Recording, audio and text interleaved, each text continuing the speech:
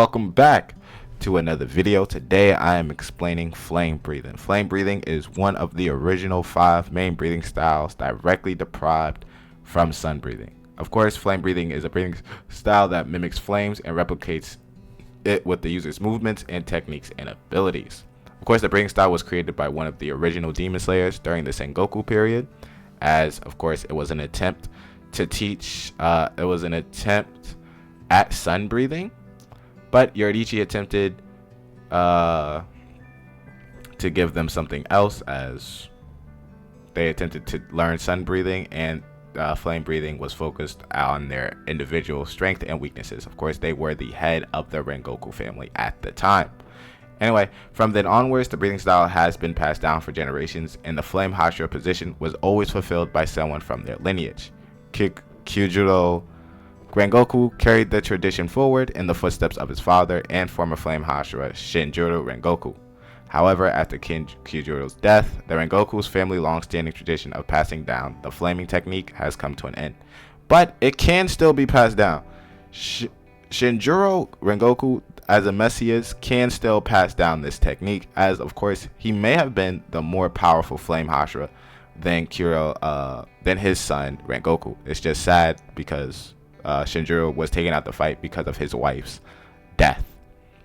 Anyway, flame breathing has 9 known techniques in total, and we only see 6 of them demonstrated. Among these, the 9th form Rengoku is an historic art exclusive to the Rengoku family. Of course, we see in Shinjuro, Rengoku's father, Kyujuro, the one that died, R.I.P., and Mishri Kanjuri, who ended up using love breathing instead, or at least the love breathing derives directly from Kyujuro Rengoku. Anyway, I'll explain love breathing in a different video. First form, unknowing fire. The user dashes forwards towards the target at tremendous speeds before unleashing a singular horizontal slash directed at the target's neck for decapacitation. Second form, rising scorching sun. The user unleashes an arcing vertical slash in an upwards motion, often brought up from a tail guard. Third form, blazing universe. The user performs an arcing downwards vertical slash, often brought down from a high guard. Fourth form, blooming flame undulation. The user performs a singular slash or multiple if needed in a fluid circular motion to defend from incoming attacks and decapacitates multiple targets. Fifth form, flame tiger. The user dashes forth, bringing their blade into a high guard before performing a series of sword slashes, which take the form of a flaming tiger, enveloping the user. Of course, 9th form, Rengoku, that was the combination of all forms. The most powerful flame breathing technique. The user assumes a high stance before performing an extremely high speed dash towards the target and unleashing a singular devastating dash. The technique is powerful enough to completely carve out the ground in its wake.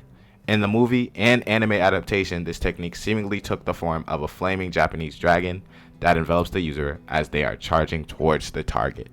That is the last move that we see Rengoku use, and unfortunately his father can still use it. I know his father is like a complete drunk, but hopefully he'll get over himself. But we know the story is over. Other than that, like, subscribe. Unfortunately, the flaming breathing techniques did end there, but I think they still live on in that little time skip because of reincarnation assigned. Anyway, like, subscribe, and I'll see you in the next one.